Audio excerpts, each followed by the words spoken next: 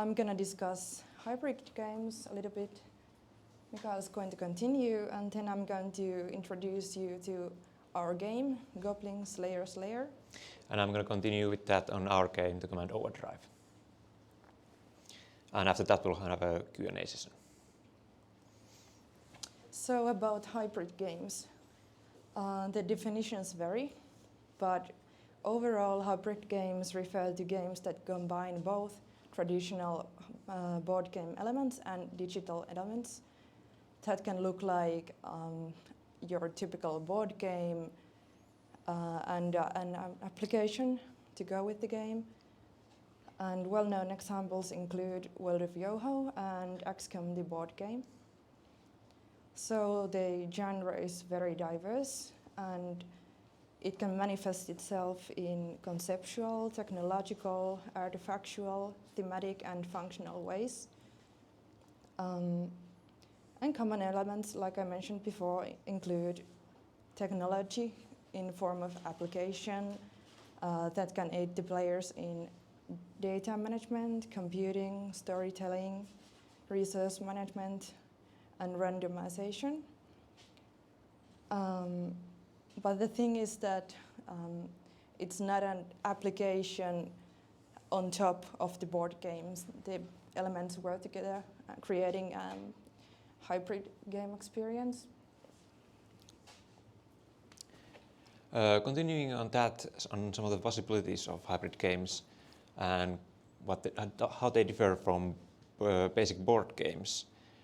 One of the greatest examples of how to use the hybrid model is to allow some of the game elements to be displayed in digital form. For example, AR games are very good at bringing the digital elements to the real world and creating some of the greatest animations on the spot, but that basic board games cannot do. Also, the digital side allows information to be held and kept secret from other players and updated on there, which is one of the greatest ways to utilize the digital side on the addition to the physical side of board games. Communication can be on multiple levels.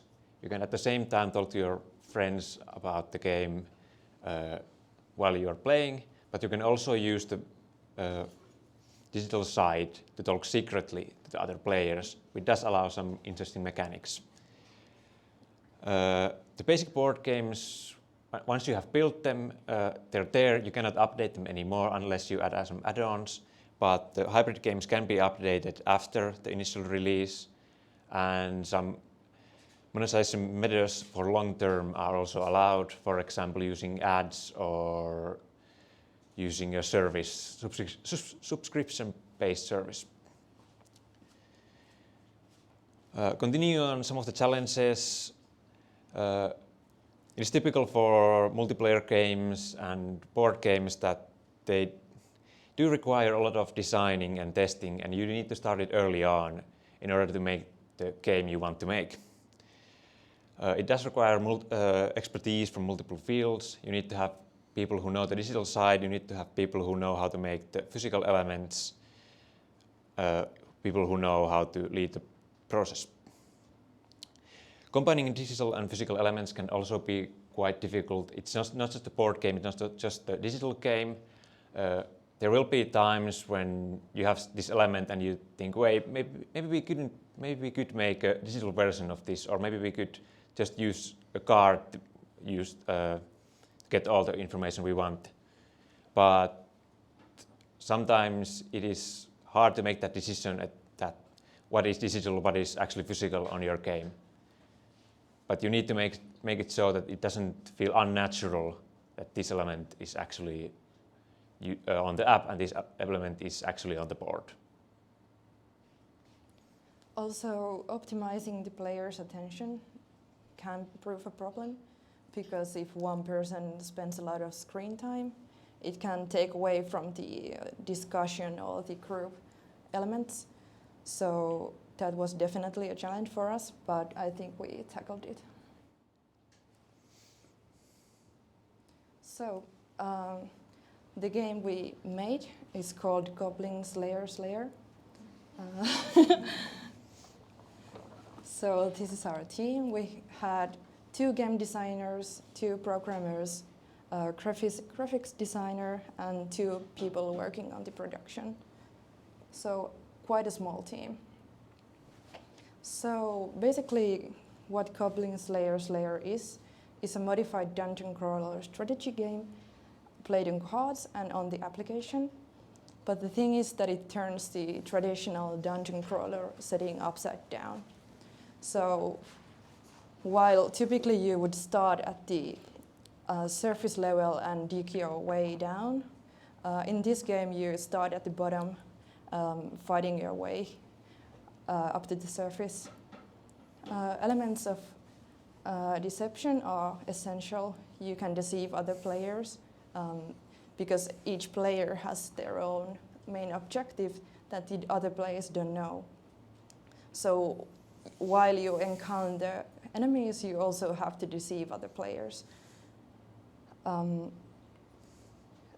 game consists of a deck of cards, of 100 cards, and a mobile app, and it's suited for 4 players. Here's the evolution of one of the cards.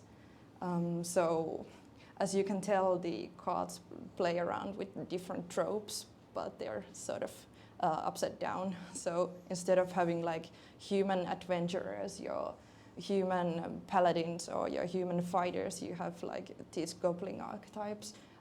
This is the most basic card, I think, that we have, this goblin rogue.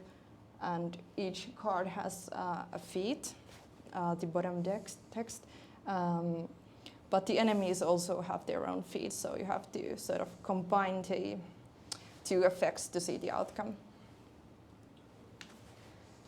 So in basic terms, each player joins the game with their own mobile device, and they can either host or join.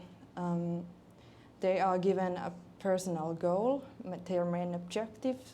They include having the most goblins, or having the most gold, or most trophies, or remaining as the sole survivor.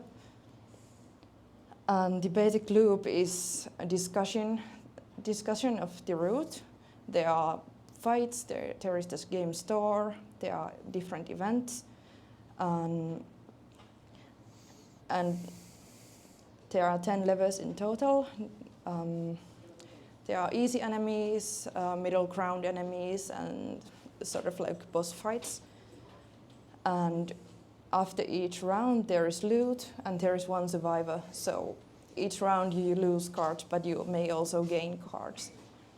There are few win conditions, but the game keeps going on even if one of the players drops out.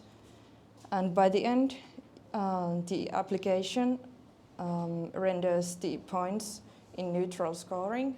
And this is where the application comes in handy, because you don't have to keep all of the different numerical values in your mind. The application does that for you. We had our own graphic designer, which was great. They did all of the art in the game. Here's a few examples.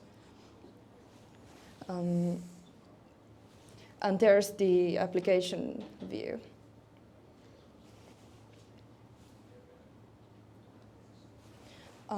We came across a lot of different challenges along the way, the biggest of which was overriding app effects with cards, because the application does not know what's going on in the game board table. And another big issue was the rule hierarchy, because not only the goblins have different abilities, but also the in-game enemies in the application. So we had a lot of like special cases that we needed to solve. But I think we managed that. There are a few special cases stated in the rulebook, but overall you can play the game by just reading the cards. So no need to like delve deep into the rules. Also, an interesting issue was law text and mechanical text getting mixed up. So we decided to bold like important words and hope that the cards are like intuitive to the players. So in the first test rounds, the game wasn't very user-friendly, but I think we managed to make it more so. Also, narrowing down the target audience was a pretty difficult task because, you know, the game plays around with like a lot of RPG tropes. So the player like needs to be aware of those tropes first in order to, you know, get the jokes. But we also wanted the game to be like accessible to a wider audience. So that was an issue along the way, but I think we tackled that also. Along with that comes the making or not making the game rule heavy, because by making the game rule heavy, you can make it more interesting also, but it would requires a lot of like studying the rules beforehand, and nobody likes to do that. So, and lastly, I think encouraging both cooperation and deception. It wasn't too easy, but it also is sort of like a core mechanic of the game. Technical challenges included WebSockets, connection struggle to stay alive on sleep, so the app would like go dead randomly, and it was also pretty difficult to integrate and keep track of physical elements in the app.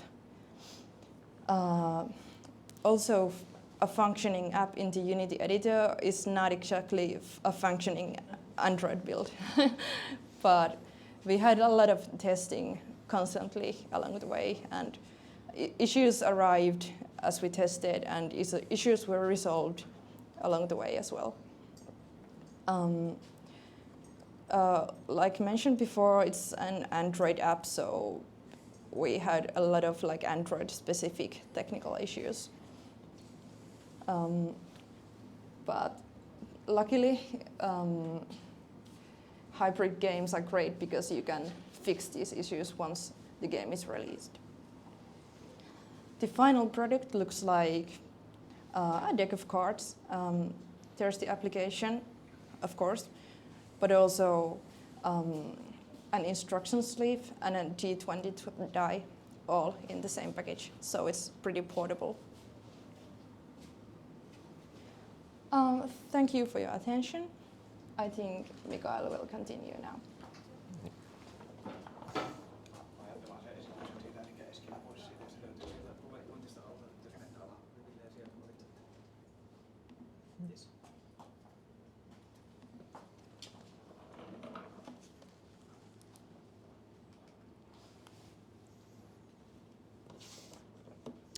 All right, and then we'll continue on to talk about the next game, which is the Command Overdrive Corporate Takedown, which is a hybrid game set on a cyberpunk theme involving hackers and the evil corporation.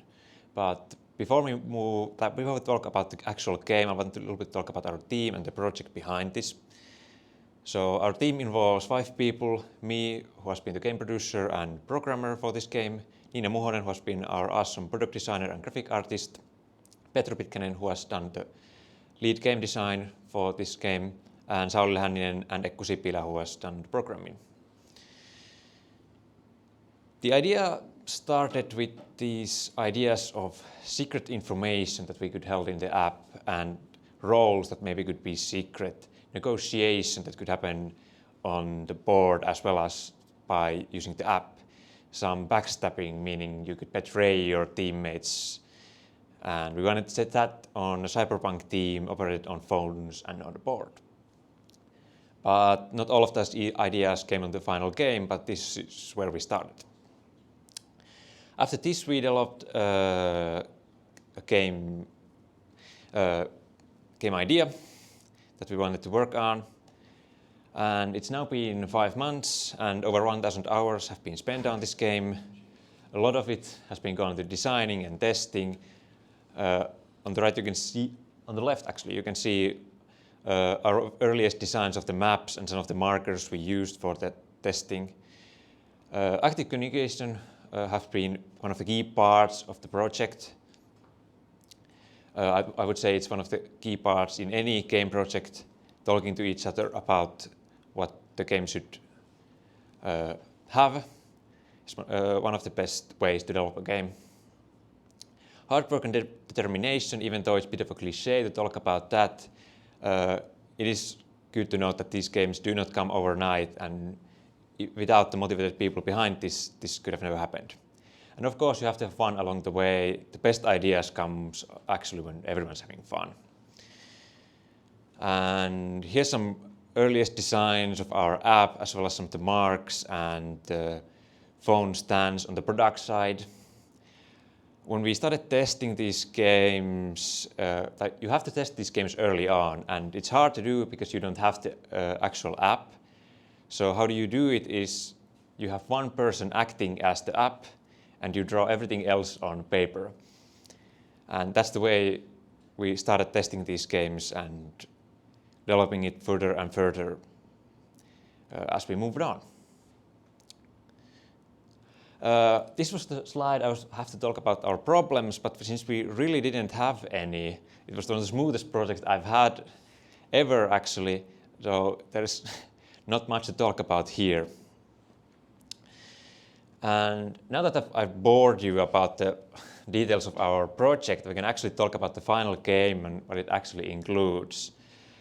The Command Overdrive is a cyberpunk-themed game where a group of hackers is trying to infiltrate the evil corporation's office and steal important information and get it leaked into the press. The game is played on Android devices as well as on an actual game board. Our physical game set includes the board, as well as set pieces for each of our characters, markers for different events of the game, such as alarms, doors getting locked, security camera moving, and players getting captured. The game also includes phone stands, which let you hold your phone on the table as you're playing the game, as well as covers that prevent other people from seeing what's happening on your phone. They also include the characters that we have, so players can easily see which character you're playing. The game is asymmetrical in nature, meaning one player plays the corporation and other players, 2 to 4 players, play as the hackers. The hackers are trying to get to the CEO's office and steal the information, but before they can do that, they have to first unlock 3 of the 4 locks throughout the map, which are the pink markers. The corporation tries to prevent that by moving guards around the map and patrolling. The catch of the game is that while the corporation always moves on the board, where everyone can see where the guards are, the hackers move in secret using the app, trying to not cause any alarms or not be seen by the corporation. The game ends if the corporation ever catches all the players, or if the hackers manage to get the information from the CEO's office and leave the building. Most of the things that the hackers do in the game can cause an alarm, which will signal the corporation that, hey, there's a person possibly here. There are also false alarm rooms that allow the hackers to confuse the corporation by placing an alarm on a place that it actually didn't happen. But obviously the corporation can distinguish which alarm was real and which one wasn't. The app has different looks for each of our players. All of our characters have different colors, distinguishing colors, as well as their own abilities, which includes placing hologram of yourself on the map, as well as turning invisible.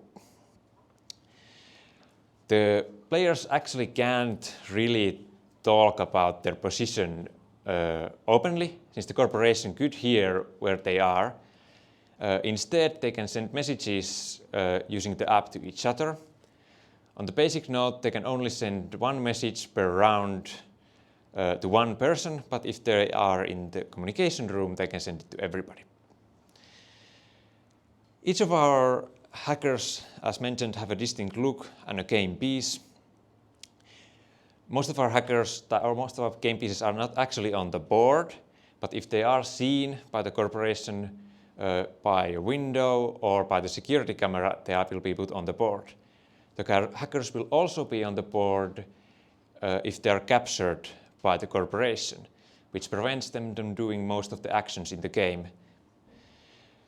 The other hackers can, of course, save the captured players, but it can be difficult since corporation always knows where they are and tries to prevent them from getting saved. And this is probably the most of the stuff that I have to talk you about. The game is really fun, so I hope that everyone who is here has the chance to play both of our games actually. But I think now is the good time to move on to questions.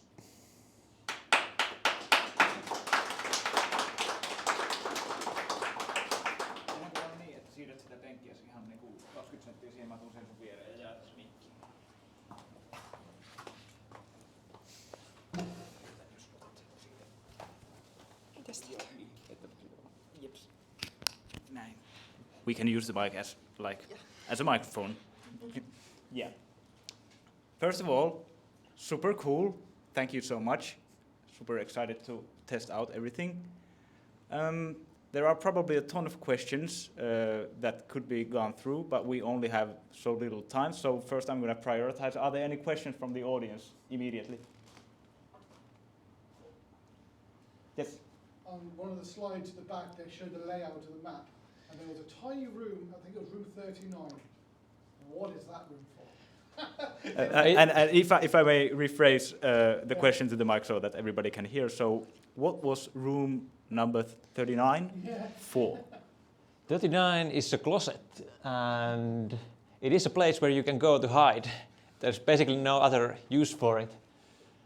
There was a consideration that we would include achievements in the game, which one of them would be if every single player is found on that closet, but it's still not implemented, sadly.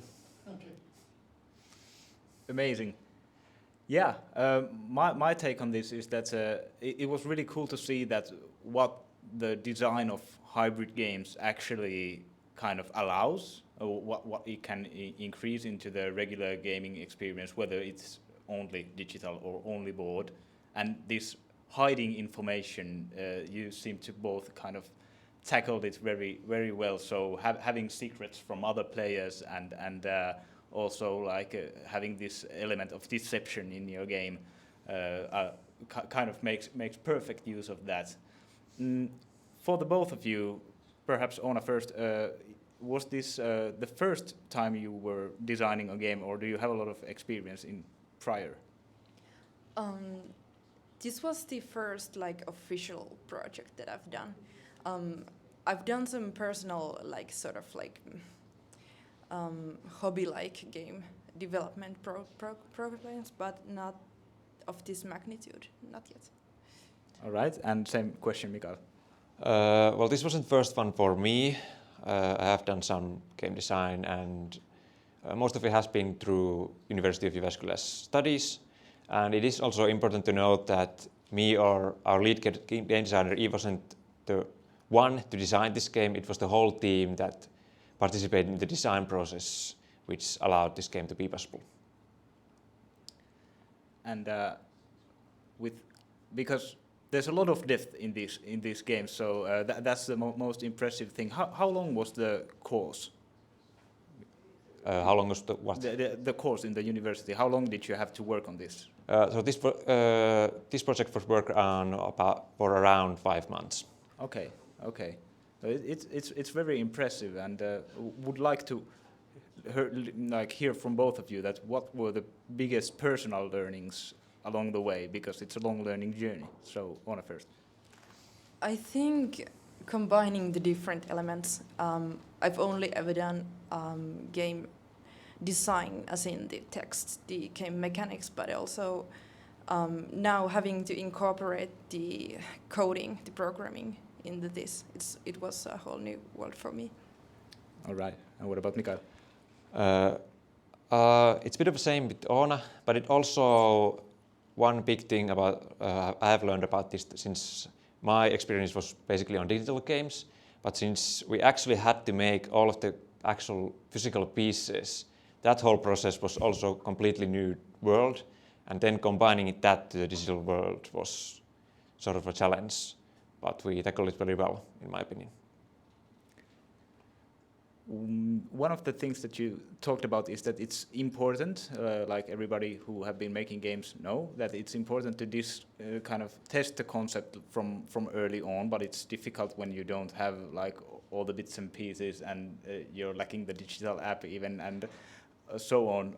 I would like to hear from both of you that how did you in practice kind of solve this problem? How do you make that process work when you need like, okay, you can have like probably Legos for your characters and stuff like that, but the most important thing, the game being hybrid, is combining that digital to the physical. So how do you kind of simulate that effect? Mikael, you can go first now. That's a big question. So a little bit talked about it already, that it is a difficult process to start, since you have to design the digital side and the physical side, and where do you actually start. And the first thing is to create the idea and then make it a concept and just try to test it. Even if it sucks at first, test it and see what mechanics work, what doesn't work, and then try it again. And testing it usually requires that there is one person who acts as the app. Meaning he'll tell other players that this is what the game would show you if actually it was here, but it isn't here yet. And just drawing the basic markers and not worrying about if the graphics are what they are, just making the game work and testing and working it from that. Amazing, having a person for an app. Like hiring summer interns, you get to be an app. I love it. What about you, Oona? We also did that, but it was pretty natural for us because the application is the dungeon master in our game. But on top of that, we also utilized existing like board game pieces, so not everything had to be hand drawn. So we kind of just tested and took note of what's difficult for a human to do. What would be easier if an application did that instead? Thank you. At this point, asking again whether anyone wants to use this opportunity to pose questions. Yes?